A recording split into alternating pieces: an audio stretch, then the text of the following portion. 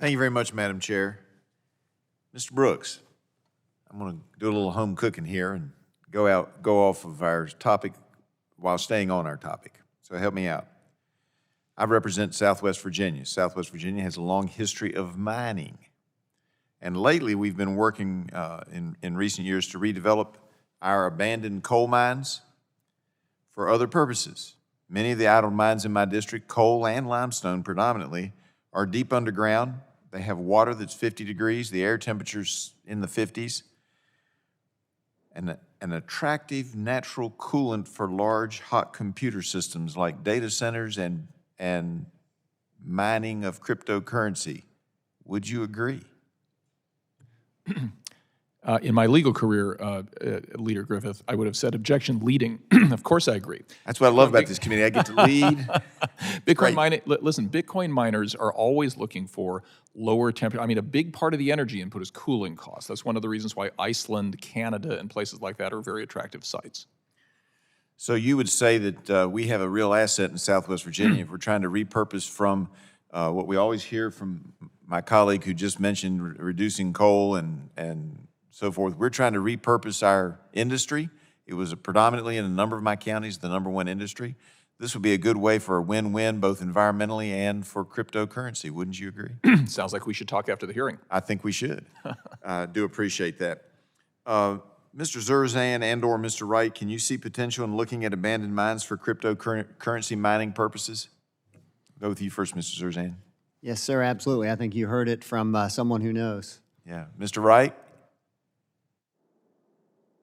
I think it's clear that cryptocurrency miners are looking for a lowest cost resource. And so from what I know about that, I think it would be a low cost resource.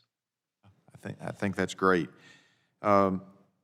Brooks, in 2021, 35 bills here in Congress focused on cryptocurrency and blockchain policy. This begs the question of whether we are rushing to overregulate an industry out of existence. What type of barriers would hurt the mining industry? And again, I'm talking about crypto mining, not coal mining. In this case, what would hurt the industry the most, the mining industry the most? Well, so Mr. Griffith, several different things I think would be bad. So the first thing would be an outright price discrimination against Bitcoin mining, right? Markets decide what the most valuable use of a megawatt of electricity is, not wise politicians, not bank CEOs, not other people. So if crypto has produced $3 trillion of value, it's not up to any of us to decide if that was rational. That's what large numbers of people spending their own money decided. So if we decided to charge Bitcoin miners more than we charge video gamers or more than we charge retail use of electricity, that's putting our thumb on the scale of markets, so that would be bad. It would also be bad to assume that the entire value of Bitcoin, for example, is measured just by the market cap of Bitcoin. Because in fact, the transaction throughput on the Bitcoin blockchain is many, many times, many multiples of the Bitcoin market cap. And that's because the network that is Bitcoin has all kinds of transaction layers built on top of it, the Lightning Network being the most famous. That's transacting hundreds of billions of dollars of transactions every day using the Bitcoin blockchain. And so thinking that the cost benefit that this committee thinks about is limited to the market cap would be a big mistake. So that would be a problem. And finally, although a little bit more of a financial services committee than an energy and commerce committee issue, Bitcoin is the reference asset for most decentralized finance. So if you want to go and get 8% at BlockFi or 4% at Genesis or someplace else, the way that rate of return is being generated is because of Bitcoin trading going on in the background. So if Bitcoin, as the bedrock of the entire crypto ecosystem, went away, a lot of the rest of these Web3 innovations would also go away. So failing to recognize that connection would be a problem. I appreciate that. Mrs. Zurzan, I got a limited time, but I'm going to try to zing this one in here if I can. It's been interesting as I've read this. A lot of articles have said that China went away from cryptocurrency, except their own crypto that they're putting out because of energy issues.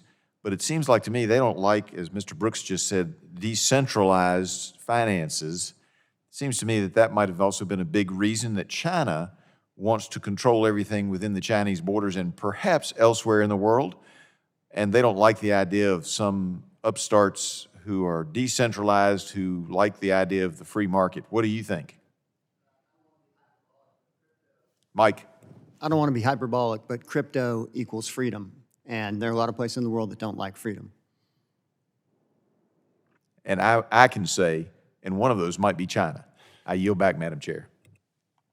Thank you.